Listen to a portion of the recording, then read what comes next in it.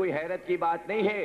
کہ اس گھرانے سے نکل کے لوگ ابو حنیفہ بن گئے، امام حنبل بن گئے، امام مالک بن گئے تھے۔ بچپن میں علم سے کھلوا دیا تھا، اگر فقیہ بن گئے اور امام بن گئے تو حیرت کی کیا بات ہے؟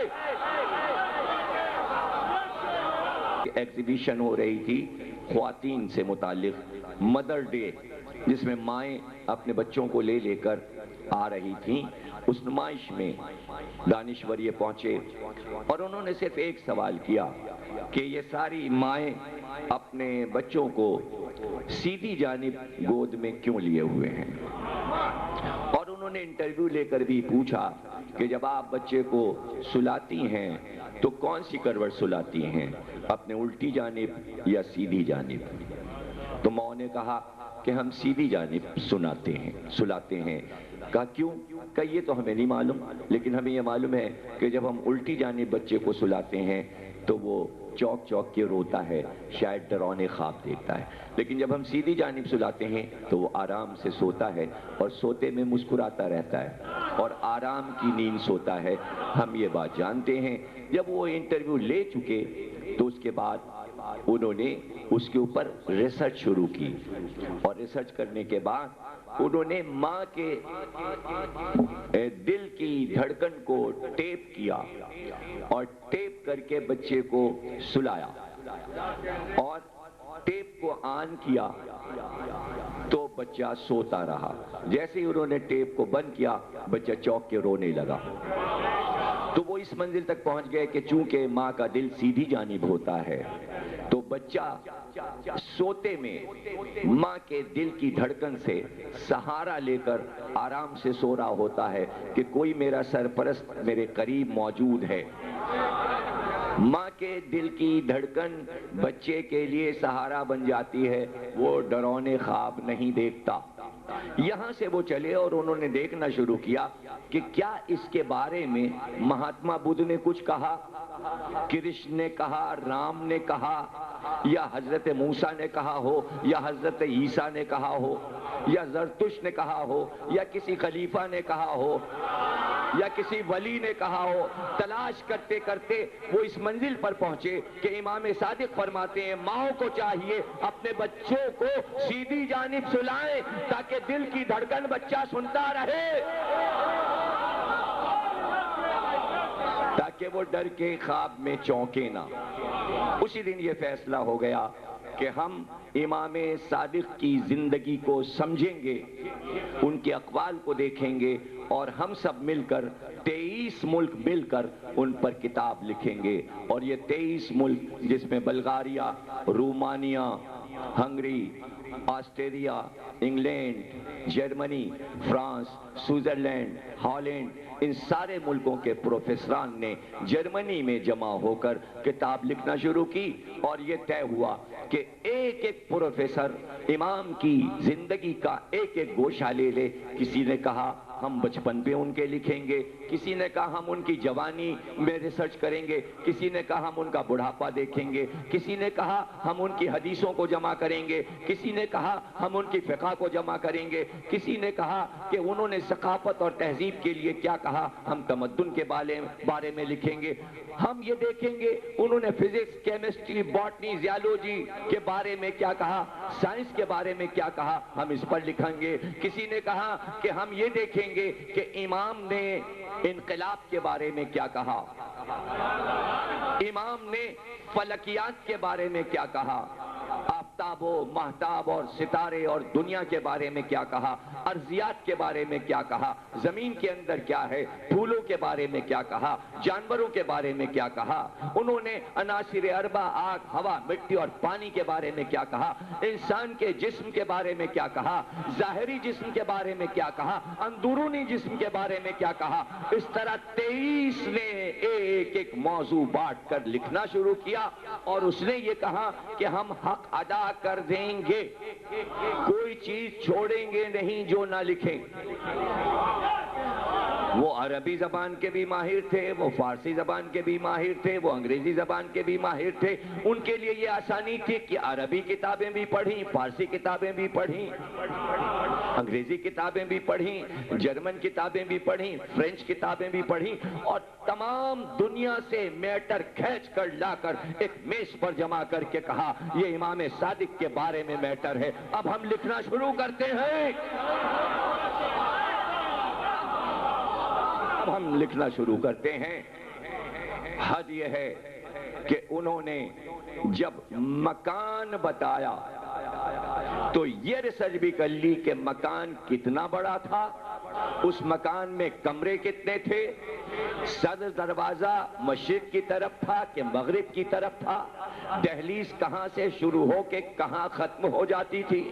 باہر بیٹھنے کا کمرہ کیسا تھا، باہر کا وہ حصہ کھلا ہوا کہ جو میدان تھا جس میں کہ مدرسہ لگتا تھا وہ کتنا عظیم تھا، اس میں کتنے طالب علم آ سکتے تھے، مسجد نبوی کی طرف دروازہ کس طرح کھلتا تھا، پورے مکان کا نقشہ بنا کے دکھا دیا۔ دیکھیے ایسے کرتے ہیں ریسرچ، اس طرح کرتے ہیں ریسرچ۔ اور جب بچپن لکھا، بچپن بتایا تو کہا ابھی تو 5-6 برس کے ہیں، تو پہلے وہ پوری دنیا کی ریسرچ کرتے ہیں کہ 5, 6, 7, 8 برس کا بچہ جو ہوتا ہے اس کے عادات و اطوار کیا ہوتے ہیں، اس کی فطرت میں کیا ہے۔ تو کھیل تو اس کی فطرت میں ہے کہ وہ کھیل کی طرف مائل ہو جائے، تو کیا امام جو ایک قوم کا امام ہے اور وہ امام کا بیٹا ہے تو اس کے بچپن میں کیا یہ سب کچھ مل رہا ہے، کیا وہ بھی کھیلتا ہے؟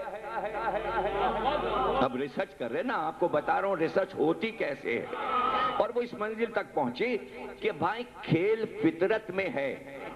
ظاہر ہے 5-7 برس کی عمر میں بیٹھ کر وہ بڑے بڑے لیکچر نہیں دے گا، بڑی بڑی کتابیں نہیں لکھے گا، ہے وہ امام کا بیٹا، حالانکہ یہ سارے کام کر سکتا ہے، لیکن دنیا کے تصور میں نہیں آئے گا کہ کسی امام نے 5 برس میں 1 لاکھ صفحے کی کتاب لکھی، ممبر پہ کوئی خطبہ دے دیا۔ بچہ بچہ ہے تو اس کو بچپن کے آئینے میں دیکھا جائے گا، لیکن یہ دیکھا جائے گا کہ عام دنیا کے بچوں کا بچپن اور اس گھرانے کا بچپن کیا ایک طرح کا ہوتا ہے۔ اسی لیے آپ جب دیکھتے ہیں تو علی کا بچپن دنیا کے بچوں سے الگ نظر آتا ہے، حسن اور حسین کا بچپن بالکل الگ نظر آتا ہے، تو اسی طرح ہر امام کا بچپن دنیا کے بچوں جیسا بچپن نہیں ہوگا۔ تو وہ کہتا ہے ہاں کھیلتے تھے، وہ کھیل تھا ان کا، لیکن ہم ان کے کھیل لکھ رہے ہیں چونکہ وہ بچپن لکھ رہا ہے، تو بچپن میں علم تو دکھا نہیں سکتا کہ علمی کارنامے دکھائے، وہ تو جوانی میں شروع ہوں گے، لیکن وہ یہ بتانا چاہ رہا ہے کہ جو اتنا بڑا آدمی جوانی میں آ کے کائنات کو علم دے دے، اس کے بچپن کی بنیاد میں کہیں علم تو ہوگا۔ دیکھیں حضرت علی اکبر نے امام حسین سے جب اجازت مانگی تھی تو کہا تھا کہ بابا ہم بچپن میں کھیلے بھی تو تلواروں سے کھیلے، تو شجاع بچپن میں بھی تلواروں سے کھیلتا ہے، تو جو عالم ہوگا وہ علم سے کھیلے گا، اس کا کھیل بھی علم ہوگا۔ حضرت ابو حنیفہ کہتے ہیں میں ایک بار امام صادق کے پاس بیٹھا تھا، ان کا 5 سال کا بچہ موسی کاظم کھیلتا ہوا آ گیا، لیکن ایک بکری کے بچے کا کان پکڑ کے کھینچ کے لا رہا تھا، اور جیسے ہی ہم لوگوں کے قریب سے گزرا تو ہم یہ سمجھے کہ کیا امام کے بچے بھی بکری کے بچے کے ساتھ کھیلتے ہیں، لیکن ہم نے یہ دیکھا کہ وہ قرآن کی ایک آیت پڑھ کر بکری کے بچے سے کہہ رہے تھے اپنے رب کا سجدہ کر، اپنے رب کا سجدہ کر۔ یہ تو امام ابو حنیفہ کی گواہی ہے۔ تو امام کا کھیل جو ہے بظاہر وہ کھیل لگ رہا ہے لیکن وہ علم سے بھرپور ہے۔ تو وہ کہتا ہے کہ وہ صبح صبح جو مدینے کے بچے تھے جو ان کے ہم عمر تھے وہ اپنے وقت سے باہر کے دروازے کے پاس جو میدان تھا اس میں پہنچ جاتے تھے امام کے ساتھ کھیلنے کے لیے کہ اب امام برآمد ہوں گے،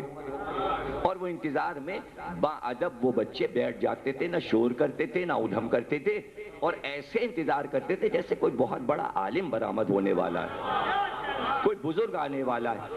یعنی ان بچوں نے یہ ادب سیکھ لیا تھا کہ جس گھرانے کا یہ بچہ ہے اس کے انتظار میں احتراماً یہاں پر بیٹھ جانا چاہیے۔ اور کچھ دیر کے بعد وہ گھر سے برآمد ہوتے تو ان کے ہاتھ میں ایک چادر ہوتی اور وہ لے کر آ جاتے، بچے ادب سے کھڑے ہو جاتے، اور اس کے بعد امام ان بچوں کو مخاطب کر کے، اب یہ 7 برس کی عمر ہے، بچوں کو مخاطب کر کے کہتے کہ تم لوگ سب اپنے وقت سے آ گئے، یعنی کوئی لیٹ نہیں آیا، دیر میں نہیں آیا۔ وقت کی پابندی کس نے کرا دی ہے بچوں کو کہ وہ اپنے وقت پر پہنچے ہوئے ہیں۔ اس کے بعد امام نے کہا کہ بھئی آج تمہاری یہ یونیورسٹی جو ہے، جو روز لگتی ہے، یہ ہے کھیل، یہ ہے کھیل۔ اس میں یہ ہوگا کہ تم میں سے کسی ایک کو اٹھ کر خود پروفیسر بننا پڑے گا، اور ہم یہ چادر لائے ہیں، جو صحیح سوال کا ہمارے جواب دے دے گا ہم اسی کو استاد بنا کے سر پہ امامہ باندھ کے استاد کی جگہ بٹھا دیں گے۔ یہ کوئی حیرت کی بات نہیں ہے کہ اس گھرانے سے نکل کے لوگ ابو حنیفہ بن گئے، امام حنبل بن گئے، امام مالک بن گئے تھے۔ بچپن میں علم سے کھلوا دیا تھا، اگر فقیہ بن گئے اور امام بن گئے تو حیرت کی کیا بات ہے؟